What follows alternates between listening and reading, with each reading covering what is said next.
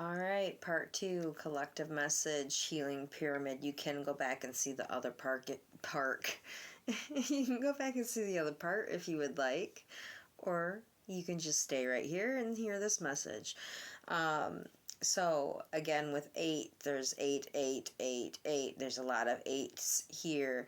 A lot of abundance and prosperity, nurturing, and especially taking that into 9, into self-fulfillment, self-service. And in order to do that, you must overcome the ego. You must deconstruct and reconstruct, okay?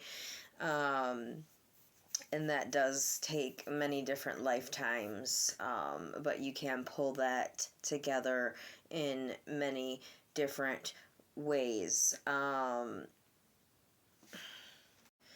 Okay, so going into 9, so 8, you're bringing everything together, you're finding joy, you're finding happiness, you're finding bliss, and then in going into 9 and through the process you go through, removing the negative and, redirecting yourself and overcoming a lot of fears, a lot of, negativity, a lot of, those mountains, those shadows, different aspects of opening and creating new and better versions of ourselves, resurrecting self into new visions, into new truths, into new, a new moral compass, and having this heart center where you're not only helping and healing yourself, but you're healing others and helping others overcome. Very self-aware, ingenuous, very beautiful words coming in, very like with this purple color, very gentle, very like with the amethyst energy, connecting the roots and laying down those foundations and being comfortable in sharing and recreating new visions of self, new visions to bring forth, and many healing tools and aids. But here too, there's 2, 2, 2. And 2 and 3 may be relevant for some people but working in balance, in tandem, in alignment with this, this center vision, this center truth, this center, moment of being in the present and having that childlike essence, which connects you to your spirit, to your higher self, so you are open to new experiences that come forth, new opportunities that are, healthy for you, that, can help you move forward out, of, whatever, hindrances that have been keeping you from finding and experiencing your true bliss. Fortuna here is a Roman goddess. She brings in Earth's abundance. Oh, you can't really see her. There you go. Earth's abundance. Really connecting to the mother, to the father. This brings into destiny, stepping, into your path, being your path, encompassing all that there is right in front of you.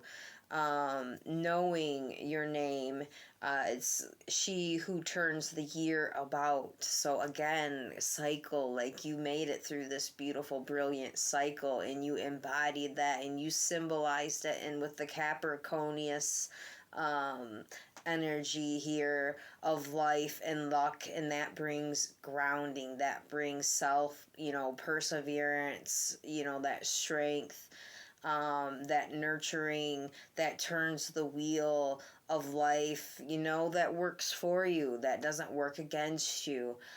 Turning things around, turning the fates around for your highest destiny, for your highest potential. October will be, of relevance to you, very important, very happy time. Approaching life embracing the gratitude with the ups and downs, having that perspective that can offer us some equanimity. I always want to say that wrong. As we proceed on our journey. Then we have Artemis here, associated with animals, so signs and messages from the animals in many ways, different shapes, many ways, shapes, and forms in different ways. Connected to the wilderness, so that wild side, so that there's a balance of personalities as well.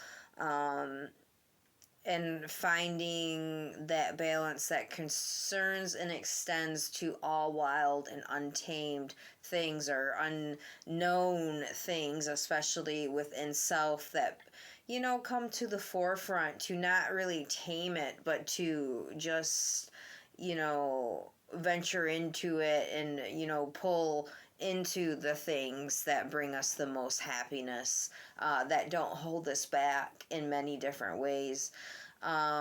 She resides over the hunt with that ambition, with the drive, with the focus, goddess of hunters, the navigation and foraging resources, seeing things and routing, putting things like mapping things is relevant here. Independent, individualistic. She remains apart from relationship to men. So with this, it's an aspect of having that feminine that can balance the masculine and feminine well, and step into that position, and be that position. Doesn't mean that she's that all the time, but she has that embodiment, that fierceness, that is addressed as healing, soothing goddess as well. Protector of births, alleviates the suffering of women and childbirth, bringing things in, recycling, bringing in new ventures, new responsibilities, new stages, especially of development, and that can be any stage of life, doesn't matter. Represents female independence, but that balance, that value, that solitude, having the value of solitude, the importance of the wild and unprotected places that show you the most beauty. Some may be frightening, some of these places, and this can resonate in many different ways, but that brings the most healing and brings you out of fear. Ishtar, the multi-layered Babylonian goddess creator, the source of all life, an embodiment of the power of nature, of the cycles, of the connection, a giver of plenty, lawgiver, a judge, especially that judgment within self, that law and that movement within self. The goddess of time, as well as the goddess of both love and war, having that balance, that alignment. Giver of light, derives from her role as the Queen of Heaven. She is associated with the planet Venus, a lot of love, bringing in connection to the morning and evening star, illuminating things within yourself, especially from the solar plexus, but connecting up here to the crown, really embodying the zodiac belt and bringing things together into alignment, and not, constricting yourself. You're embodying it and you're owning it. You're restoring, you're bringing restoration, fertility to earth, to yourself, healing not only yourself but others, this earth, the mother, the father. Moving into and out of depression and into life, into the breath, into the multifaceted power of self, the mode, unafraid, venturing into the unknown, creative,